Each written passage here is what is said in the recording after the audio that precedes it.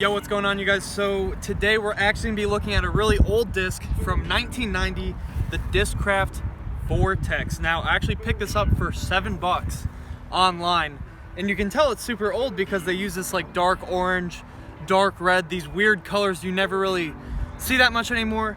It's actually really nice feeling. Now, I didn't know why it was $7 until you see the underside. It's actually illegal.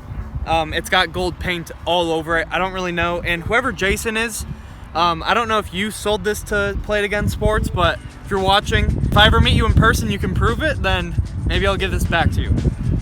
But anyways, one thing I want to say right away is it has a massive beat. It actually reminds me of a groove. And now let's go to some footage of me comparing it to other mid-ranges. Z coming on the right, Vortex on the left. The Vortex has a huge lip. I thought it was more of a bead, but I don't think that this thing has a bead. Now we've got a Condor on the right. Now the Condor's lip doesn't even compare, but there's no bead on the Condor, which is kind of surprising because it's supposed to be like a big rock. Now this next disc does not have a bead, it's a buzz, but you can see the Vortex is just a crazy disconnect between the rim and the lip. Now the Hawk actually does have a bead. That is an older mid-range on the right with like a little bead. And this rock that you can't really see that well actually does have a bead. You can kind of see it there. But with this light you can see there's like a tiny bead up there.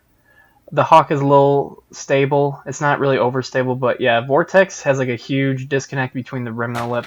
And this MRV does not have a bead. It's an older mid-range as well.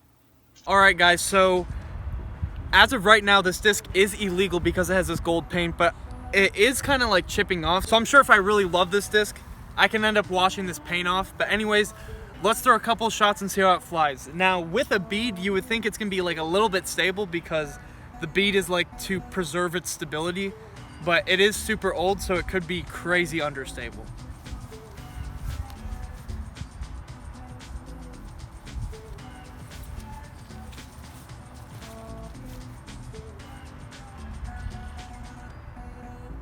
So first shot, that actually hooked really hard on its own. I gave it a little bit of hyzer, but I was expecting it to flip up.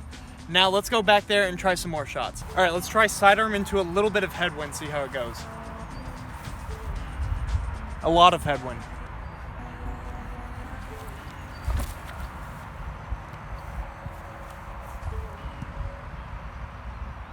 Wow, that actually faded. And I didn't throw it that light. I threw it like, you know, 60% power. I didn't really go on it, but that was in a headwind and it faded back.